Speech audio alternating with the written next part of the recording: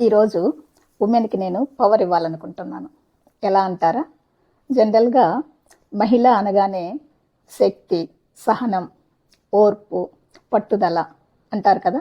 So ఈ 4 క్వాలిటీస్కి మనకి patent rights ఉన్నాయన్నమాట. బట్ నిజానికి ఈ 4 క్వాలిటీస్ మనలో ఉన్నాయా? ఏదైనా మిస్ అవుతుందా? సమ్టైమ్స్ 2 కూడా మిస్ అవుతున్నాయి. ఓకే, కొంతమందిలో అయితే 3 మిస్ అవుతున్నాయి. ఫ్యామిలీ అన్న తర్వాత ప్రేమ ఎలాగో ఉంటుంది, బట్ రిమైనింగ్ 3 మిస్ అవుతున్నాయి. సో ఈ మిస్ అయిన క్వాలిటీస్ని ఎలా ఇంప్రూవ్ చేసుకోవాలి అనేది నేను ఈరోజు మీతో షేర్ చేసుకుంటాను. ఓకే, నేను మీ జయ, జేకే స్ఫూర్తి ఛానల్కి స్వాగతం.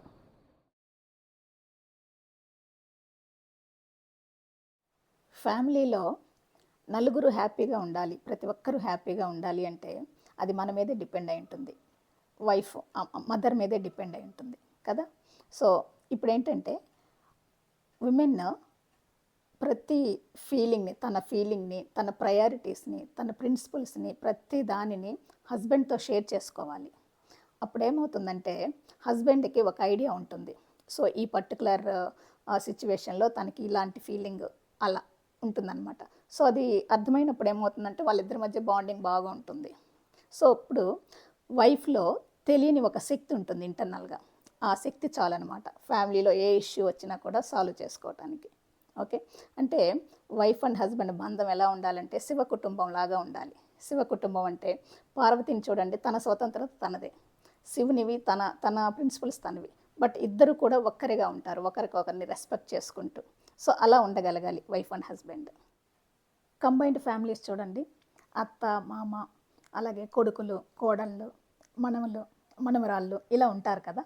సో ఇలా ఇంతమంది ఒక ఫ్యామిలీలో ఉన్నప్పుడు ఏమవుతుంది? సో డెఫినెట్గా అడ్జస్ట్మెంట్స్ అని, కాంప్రమైజింగ్ అని ఇవన్నీ ఉంటాయన్నమాట. ఓకే, అంటే ఏంటి, న్యాచురల్గానే ఆ అడ్జస్ట్మెంట్స్ వల్ల, కాంప్రమైజేషన్ వల్ల ఆ సహనము, ఓర్పు డెవలప్ అవుతుందన్నమాట ఫ్యామిలీలోనే. సో ఇప్పుడేమవుతుంది, మనకి న్యాచురల్గా కంబైన్డ్ ఫ్యామిలీస్ లేవు కదా, ఇప్పుడు న్యూక్లియర్ ఫ్యామిలీస్లోకి వచ్చేసాం. సో పిల్లలకి ఏంటంటే పుట్టిన తర్వాత వాళ్ళకి తెలియదు, చెప్పే పెద్దవాళ్ళు లేరు మనకి. అలాగే మనం ఏదనుకుంటే అది చేసేయగలగటము, ఇమీడియట్గా మనకి వచ్చేసేయటము, అనుకున్నది సాధించుకోవటము, ఇలా ఉండటం వల్ల ఏమవుతుందంటే ఆ ఇన్స్టెంట్ రిజల్ట్స్కి అలవాటు పడిపోయి ఆ కాంప్రమైజేషన్ అనేది లేదు, అడ్జస్ట్మెంట్ అనేది లేదు మనకి ఇప్పుడు. సో అందుకని నేనేమంటానంటే, నా టిప్ ఏంటంటే, ఇలా సహనం మనం డెవలప్ చేసుకోవాలి అంటే ఈ స్టేజ్లోనే పిల్లలకైనా పెద్దలకైనా స్పిరిచువాలిటీ కావాలి. స్పిరిచువాలిటీ అంటే మళ్ళీ ఏదో మెడిటేషన్ చేయాలి, అది ఇప్పుడు ఏం చేస్తాము, ఈ ఏజ్లో ఏం అవసరమో అలా అనుకుంటారు. కానీ స్పిరిచువాలిటీ వేరు, మెడిటేషన్ వేరు. స్పిరిచువాలిటీ అంటే ఆధ్యాత్మికంగా ఉండాలి అంటే మెడిటేషన్ ఒక టూల్ అనమాట. అంటే చాలా డిఫరెంట్ వేస్ ఉన్నాయి, వాటిలో మెడిటేషన్ ఒకటి ఆధ్యాత్మికంగా, స్పిరిచువల్గా ఉండటానికి. ఓకే, సో అసలు రియల్ స్పిరిచువాలిటీ అంటే ఏంటంటే, చిన్న ఎగ్జాంపుల్ చెప్తాను దీనికి. స్పిరిచువల్గా ఉండాలి అంటే ప్రొసీజర్ ఏంటి అనే దానికి ఏం లేదు, జస్ట్ మన బాస్ని సాటిస్ఫై చేయటం, తర్వాత ఆ బాస్ పైన బాస్ని సాటిస్ఫై చేయటం, తర్వాత ఆ బాస్ పైన బాస్, తర్వాత బాస్, అలాగా లేయర్కి పెంచుకుంటూ వెళ్తే హయ్యెస్ట్ లెవెల్లో ఉండే బాస్ ఎవరు? అల్టిమేట్గా గాడ్. ఓకే, సో ఆ గాడ్ని సాటిస్ఫై చేయగలిగితే మనం అలా ప్రతి లేయర్లో సాటిస్ఫై చేసుకుంటూ వెళ్తే ఆటోమేటిక్గా మనకి స్పిరిచువల్ ఎనర్జీ వస్తుందన్నమాట. సో తోటి మనకేమవుతుందంటే మన మనసు మన కంట్రోల్లో ఉంటుంది, ఎక్కడ డీవియేట్ అవ్వకుండా, డైవర్ట్ అవ్వకుండా రైట్ డైరెక్షన్లో మన పనులన్నీ చేసుకుంటూ పోస్ట్పోన్మెంట్ లేకుండా ఏది అనుకుంటామో అది చేయగలం అనమాట. సో అక్కడ మనకేమవుతుందంటే సహనం డెవలప్ అవుతుంది ఈ స్పిరిచువల్ ఎనర్జీ ఉన్నప్పుడు. ఇంకొకటి, ఈ పట్టుదల పాయింట్కి వస్తే, మనం అనుకున్న పనులు పట్టుదలగా ఇది సాధించాలి అని ఎందుకు చేయలేకపోతున్నామంటే, నా అనాలిసిస్ ఏంటంటే ఫిజికల్ స్టామినా కూడా ఇంపార్టెంట్ ఇక్కడ. సో ఫిజికల్ స్టామినా లేక, పని చేసే ఓపిక లేనప్పుడు ఏమవుతుందంటే ఆ పని తర్వాత చూడొచ్చులే, లేదా పోస్ట్పోన్ చేద్దాంలే, రేపు చూడొచ్చులే అని అనిపిస్తుంది. అంటే ఏమవుతుంది, అక్కడ పట్టుదల తగ్గిపోతుంది అనమాట.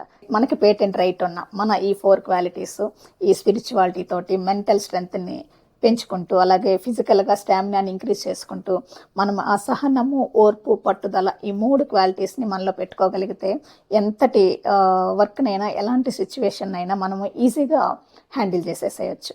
సో ఫ్రెండ్స్, ఈ 4 క్వాలిటీస్ని మనము డెవలప్ చేసుకొని చక్కగా పవర్ఫుల్ ఉమెన్గా తయారయ్యి మన ఫ్యామిలీని ఇప్పుడున్న పొజిషన్ నుంచి ఇంకొక నెక్స్ట్ పొజిషన్కి తీసుకెళ్ళగలరని ఆశిస్తూ అలాగే రేపు ఉమెన్స్ డే కదా, రేపటి నుంచి 1 మంత్ తర్వాత మిమ్మల్ని మీరు అసెస్ చేసుకొని డెఫినెట్గా ఆ చేంజ్ మీలో ఉంటుంది అని ఆశిస్తూ హ్యాపీ ఉమెన్స్ డే.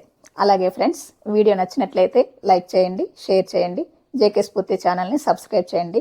ఇలాంటి మరిన్ని ఉపయోగకరమైన వీడియోలు కేవలం ఉమెన్ కోసం చేస్తూ ఉంటాను. Stay tuned. Thank you.